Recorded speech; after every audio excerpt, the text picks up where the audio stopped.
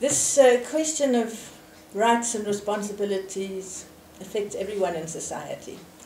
And I think the real problem is when we got our new constitution, the emphasis was on rights. Everyone was excited to have a Bill of Rights and doesn't really think with rights goes the opposite, the responsibility. And it affects everyone, and of course it affects teachers.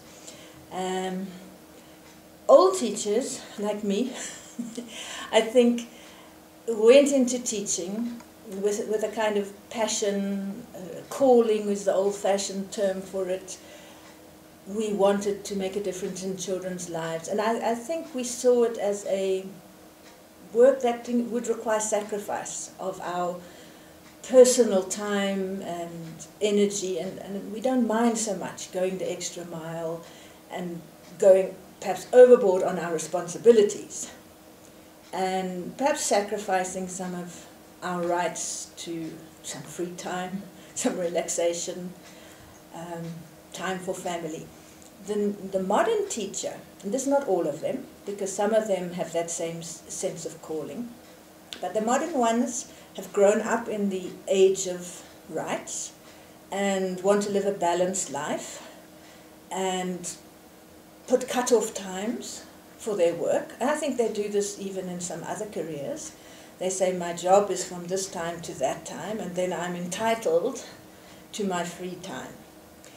And they draw a line, so they're not necessarily so willing to be sacrificial.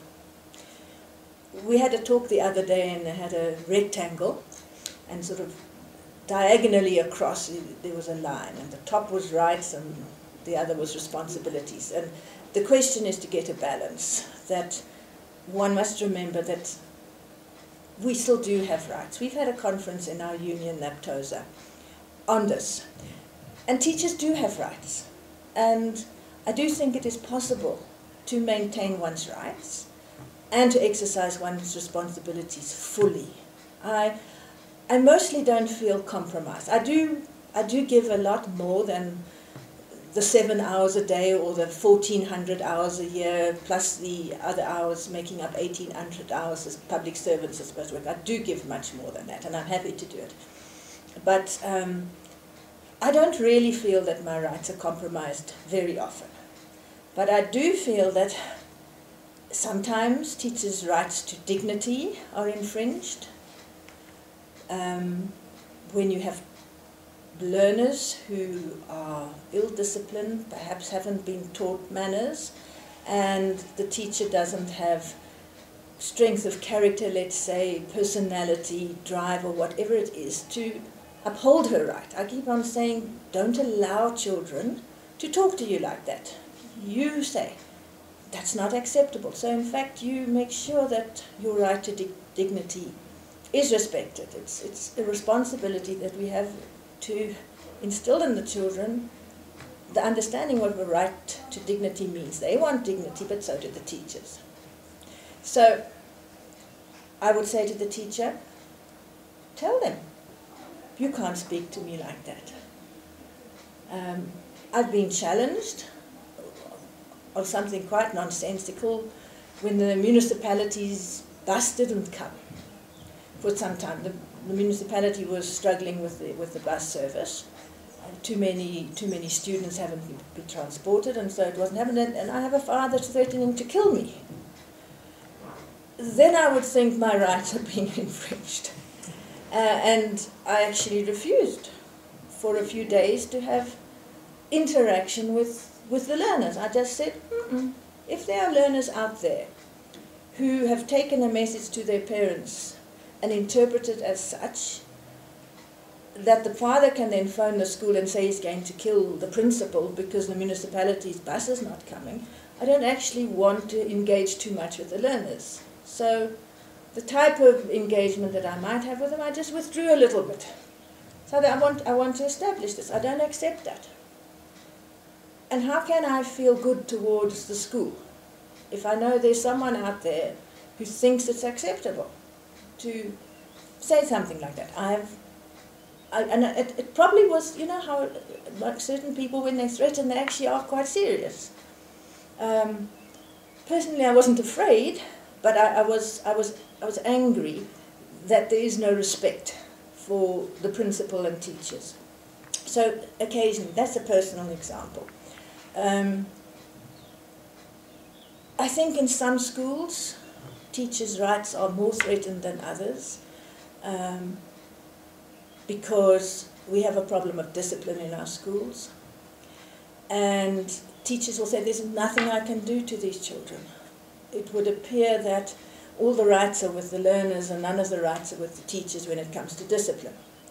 Even here we have a disciplinary process, and some of our more serious offenders who've accumulated a lot of what we call demerits have to work off a detention, community service type thing on Saturday mornings. Once a month there's one of these detentions, and they come and work in the school garden, or they clean up things in the classroom. They do things. They actually don't mind. The ones who do come don't mind doing it. They quite enjoy it. But there are some who refuse to come. And there are some who still owe hours from last year. We are almost powerless. You know, the department is not going to say, all right, we're going to expel the children because they won't fulfill the school's disciplinary thing. They don't offer an alternative. They don't offer good reasons why they won't come. They just don't. And our hands are tied. Now, that's in a fairly orderly place.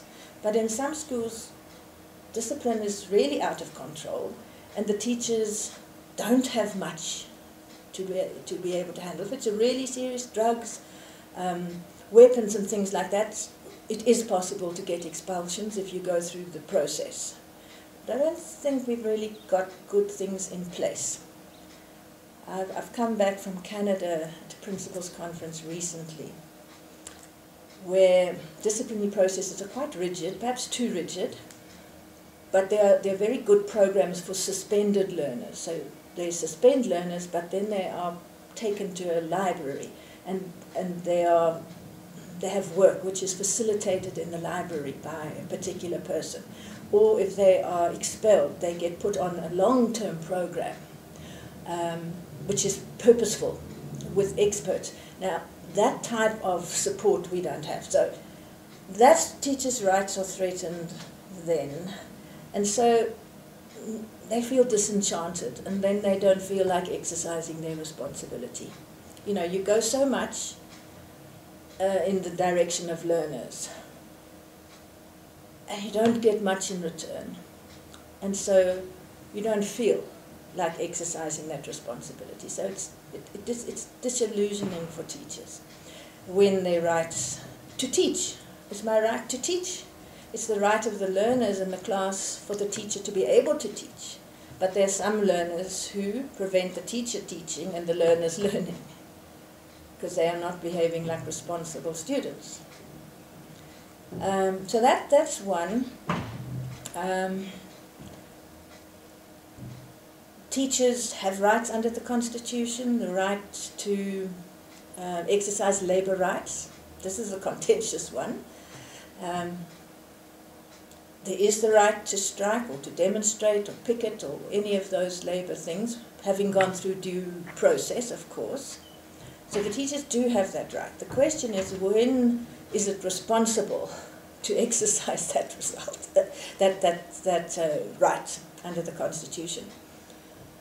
The union I belong to has been on strike, but we tend not to have these lengthy strikes. We wish to indicate dissatisfaction, and we may have a day or two, or at the most we've had 4 days. We say we place the child's interest above, but we have to balance it against the right of the teachers to a fair labour experience. And personally, I would prefer not to strike at all. I have, with commitment, on 2 occasions, and that's when I believed that the profession was being seriously undermined because of the conditions of service of teachers.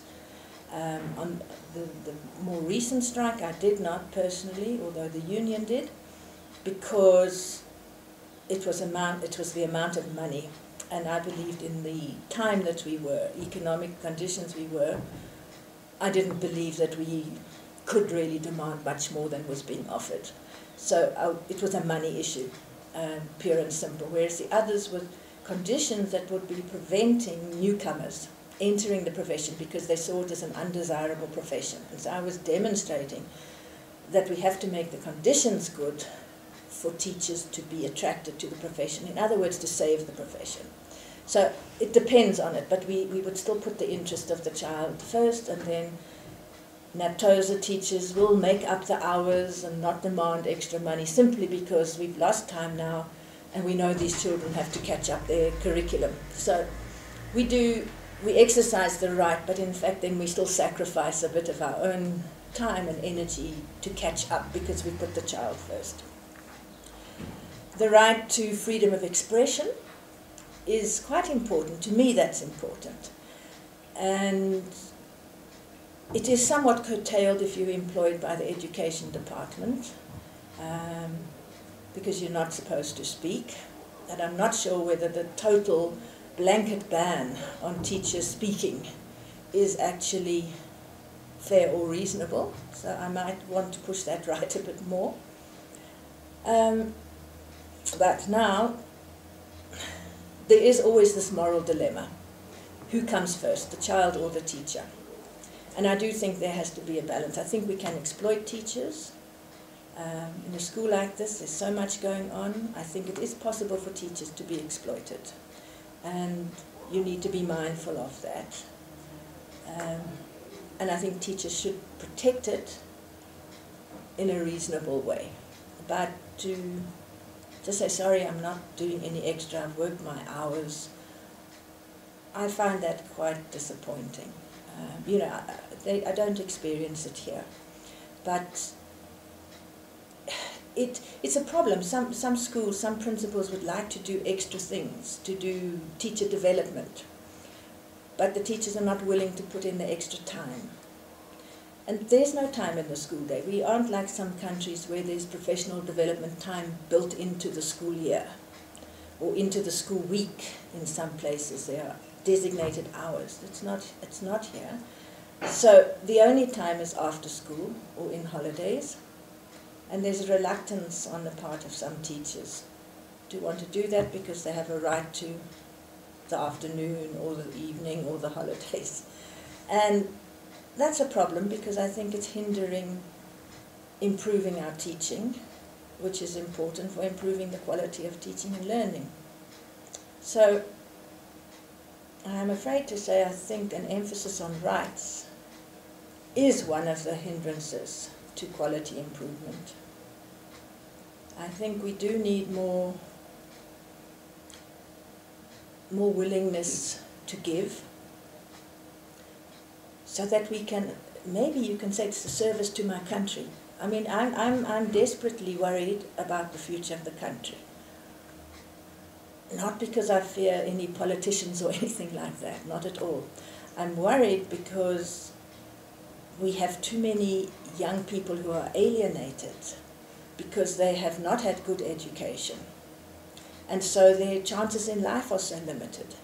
So I am desperately worried that we don't have another 10 years of young people whose education is inferior, and so who go on to be unemployable because they don't have the necessary to be trained in skills that are useful to the country. You've got to have a fundamental, bottom line education in order to be trained by somebody to do something. And I'm afraid that if we don't teach better, we're not going to get it for even more years. They say you can turn an education system around in 6 years.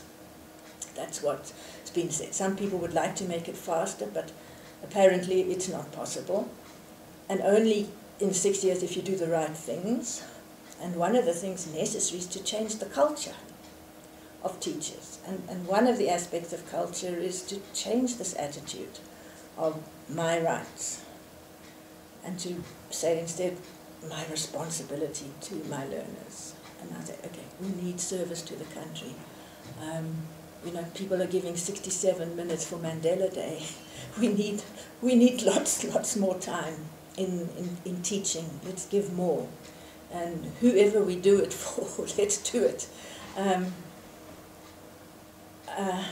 Rights, responsibilities, it's a problem.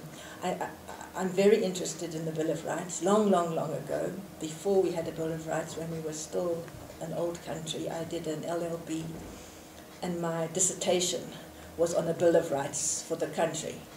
So that's long before they even thought of a Bill of Rights, long before the new Constitution. I'm very interested in a Bill of Rights. So I was very interested in a Bill of Rights, because I think that then regulates how society functions, and functions with dignity and respect to citizens. But we've gone too far on the side of responsibilities. We're not paying attention to them. Every right has its opposite responsibility. Well, every right is two-sided in an education context. The teacher has a right to things, the learners have a right to things. And if I don't exercise my responsibility, the learner doesn't get what the learner's rights are. I don't think it can start anywhere other than with the teacher, him or herself. And the teacher, him or herself, has to be intrinsically motivated, not being driven with this stick and the carrot, you know, we'll beat you and there's an incentive if you get there. Incentives have reared their head again now, and I don't believe that's the way, because it's the carrot is out there and the stick is behind, and they're making people do things because of this carrot and stick. I don't think that's sustainable. I think we have to change the heart of the person, and that people who are in teaching, who stay in teaching and who join teaching, have to be intrinsically motivated by saying, I am going to make a difference. When I spend my day in the classroom, it has to be effective. So I have to take personal and individual responsibility for the quality of learning of my learners. I can't blame the government for lack of resources. I can't blame not having had good prior education. I have to take responsibility for the quality of my teaching. If I know that I didn't get sufficient training that was of quality, I then am prepared to give up some time to go and get a top-up, to get retrained, to get what is necessary to feel that my learners can benefit more from my teaching. That each teacher says, I want to do it because I want to do it, because I actually believe I'm responsible for it personally, and I will account not to my principal, who many people think they're accounting to, or the head of department, or the MEC, or the minister. We need to account to the learner. If that child doesn't learn to read whatever the child is supposed to do in grade 1, and I pass that child on to grade 2, not having fulfilled my grade 1 responsibility, we end up with Gauteng having 30% for numeracy and literacy in these tests, because insufficient responsibility was taken by the teacher. I know it's difficult when you have children who are hungry, you have children who haven't got books at home, who haven't got parents and all of the rest. But we need personal energy, responsibility of teachers who buy into this and to say, I'm going to. Yes, I have my rights, and I believe they'd be less threatened if the teachers were doing a good job. I do feel that discipline is better where teachers are really being responsible. They still will have difficulty, but they will have less. So it's a chicken and an egg. You know, exercise your responsibility, and I do believe your rights will also be respected.